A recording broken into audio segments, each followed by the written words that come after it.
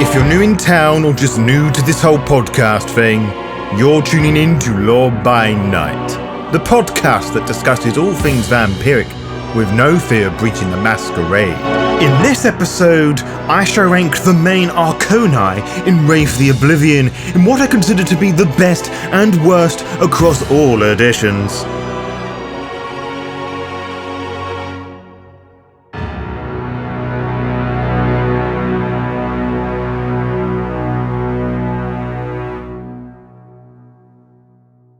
We have looked at the governments of Stygia. We have looked at their powerful underground opposition. We have slapped them both in separate lists from best to worst. And what do we have here? Another Wraith the Oblivion themed list? Whoa, Nelly! What lucky listeners are you? The Arcanoi has a reminder on the arts of the dead, secret spiritual abilities that can either be taught or acquired through experience. Generally, the higher the level of the Arcanos that you wish to learn, the more difficult it will be to learn, the more powerful it will be, and the higher it will cost to activate, as one might expect. What makes them thematically different is that the more well-versed in a particular Arcana you exhibit guild marks, something that was added in Wraith the Oblivion 20th Anniversary Edition. You only get one set of guild marks, so the Arcanos you learn towards really speaks volumes about your Wraith's character. But what do I actually think about each Arcanoi?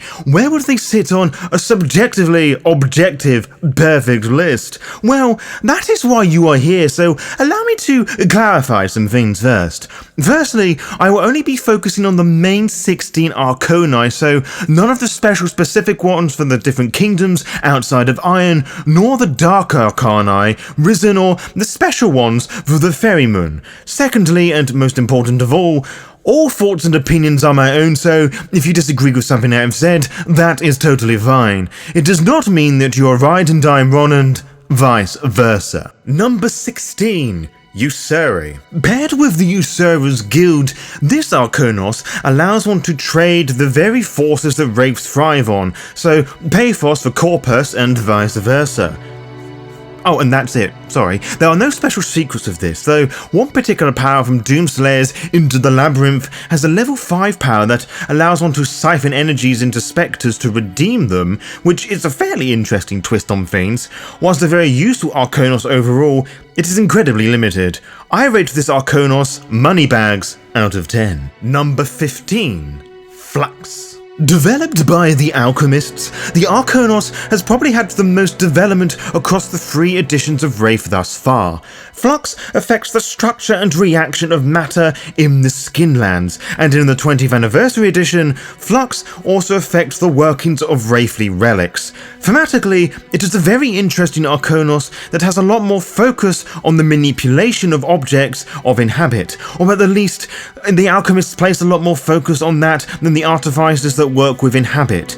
It and the Alchemists gear towards the more tinkerer sort of player, but the powers focus more on decay, which may disappoint said player. That aside, I've always thought its limitations have made it quite forgettable, much like the guild who works so hard with it. I rate this Arcanoi tear it down out of 10. Number 14. Fatalism. The gift of Fatalism are able to see into another's past or future and read a Wraith's ultimate fate that has always been a controversial art, so too has the Oracle Guilds and the Legion of Fate. If you've checked out my ranking of the guild episode, you would know that a lot of what I have to say about this Arcanos, soothsayers and fortune readers don't do much interest for me in stories. They are terribly convenient ways of info dumping, lazily one might add. These sorts of characters or factions tend to fall into one or two camps, crazy cryptics or vague know-it-alls. Whilst this Arcanos does encourage one to experiment with their preferred method of fortune telling, I just find it all a bit dull and a simple way of making a character a walking plot point which is just as predictable as it is chaotic, especially when particularly powerful oracles are being able to manipulate the fates of others.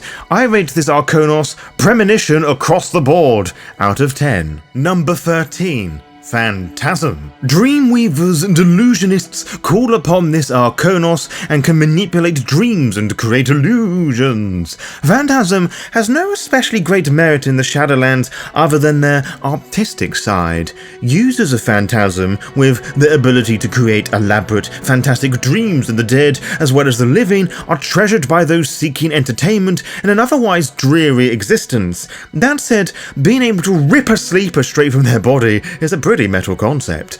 Much like an earlier Arcanoi on this list, the fiction that goes with the Arcanoi and the Sandmen who practice this is generally more interesting than the powers presented and more effective too. In some senses, it feels more limiting and not chemistry but for the dead, which is what I had hoped for when I first read up this Arcanoi. I rate this Arcanoi 99 motherfucker out of 10. Number 12. Keening. Sinners and poets traverse the underworld, manipulating emotions through sound. Sometimes this can be interpretive dance, providing there's some touch involved. The art of the chanteurs is what I feel the vampiric discipline Melpomene wanted to be. Destructive, healing, and manipulative, with some class and some refinement rather than just musical noise for the sake of noise. It's a lot more politically charged than the other musical supernatural ability, focusing on persuading the heart and mind, which is something I appreciate, and if this was the point you click off the episode, go touch some fucking grass. I rate this Arcanoi, music was my first love, and it will be my last. Music of the future, and music of the best out of 10. Number 11. Embody. Wraiths that physically wish to see and be seen by the quick have to use Embody. With it, the Proctor can manifest in the physical world and, under the right circumstances, appear as a living person. It is a fairly simple power to understand, with that each step allowing one to do that little bit more with each level, so to speak. Whilst it should be lower down in this list, there is something romantically goth of appearing before your loved one and have them slowly work out it is you, a beautiful sadness that makes the heart weep. I just think it's pretty neat, to be honest. Number 10.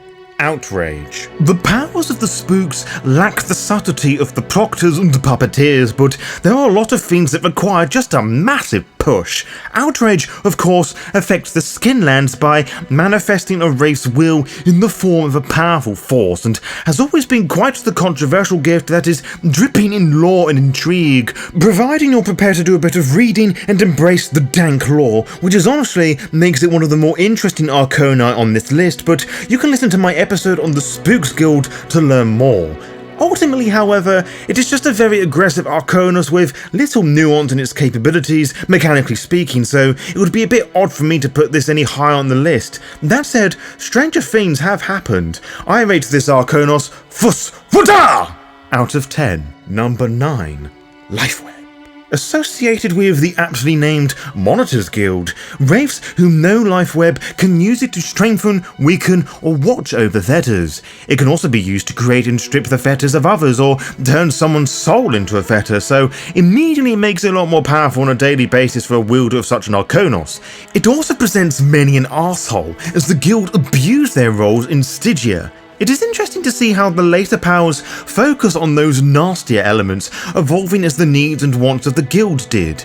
There is some interesting commentary to be had there, I'm sure. I rate this Arcanoi Don't Blink out of 10. Number 8. Inhabit. The other prized talent of the Artificers Guild, Inhabit allows wraiths to manipulate and control inanimate objects, possessing them in all manners of ways. It seems quite simple at first, one that offers only a lot of maneuverability and some cheeky haunting shenanigans, but when you crack the spines of other sourcebooks, Inhabit allows one to delve in more archaic means or through the interwebs in pure late 80s hacker cheese. There is a surprising amount of depth to be had with this Arcanoi, and thus a huge amount of customization as well as personalization, something that is always encouraged of the brand. I rate this Arcanoi Forsaken Cuff meme out of 10. Number 7.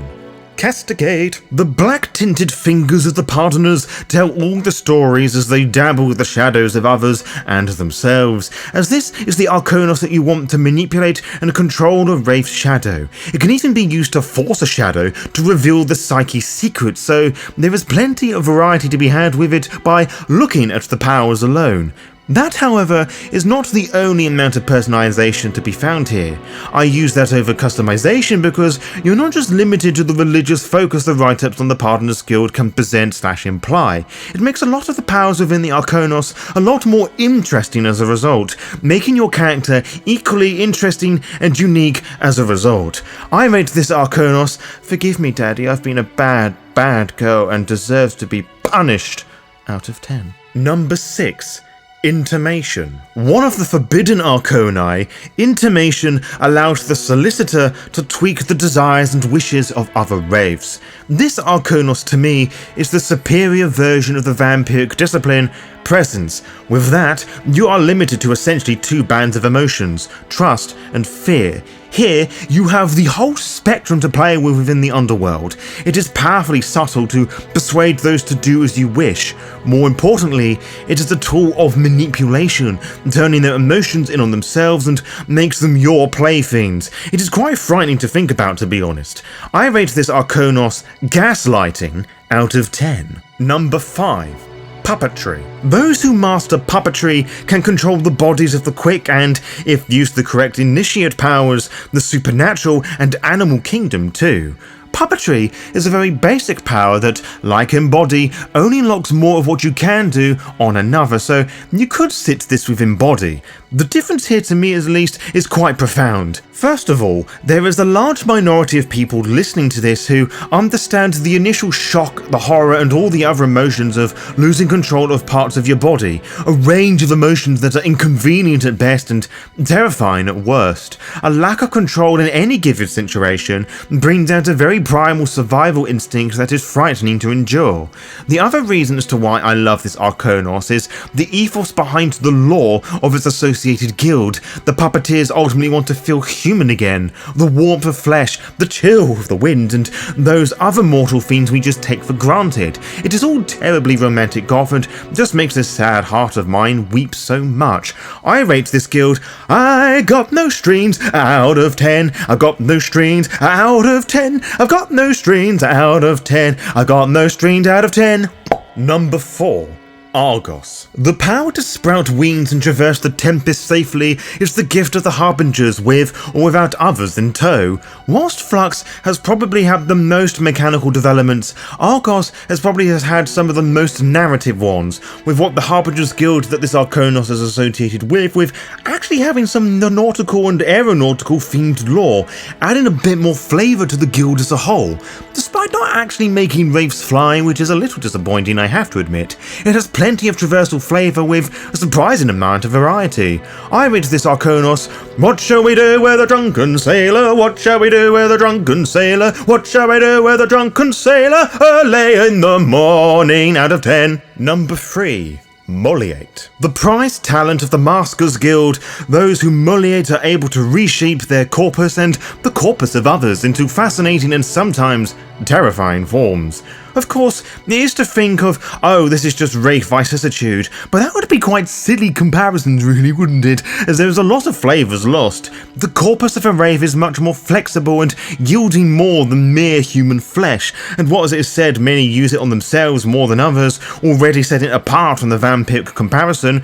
Becoming something alien or grotesquely monstrous is not the goal, nor is it always to kit yourself with weapons to be this hulking beast. To achieve beauty and or physique above and beyond mortal constraints. Again, the Semitsi and Path of Metamorphosis comparisons are flying in aplenty, but the culture surrounding Moliate is not an expression of vampirism, but of oneself, at least by my interpretation of the material we have thus far. It's more reflective and not so on the nose as the former.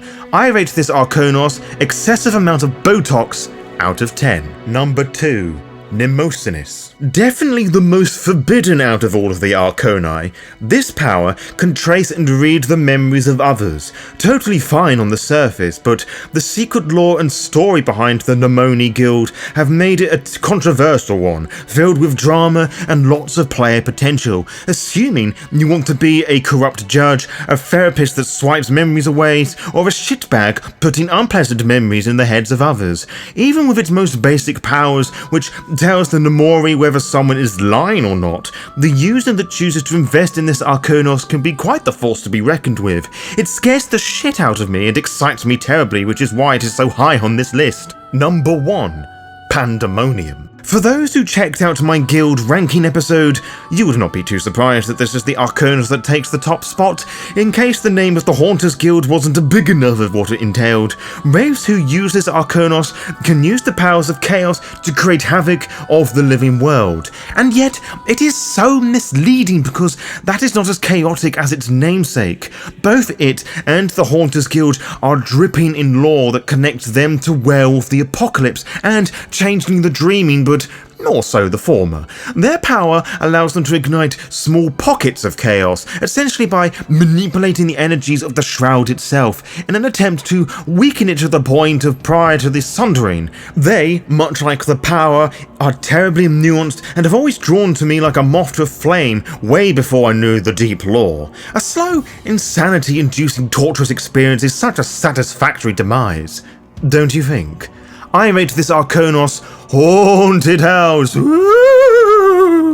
out of 10. And here is the list of powers none of you asked for, but will no doubt appreciate when World of Darkness HQ in Stockholm do a Wraith the Oblivion 5th edition and powers are all the rage again.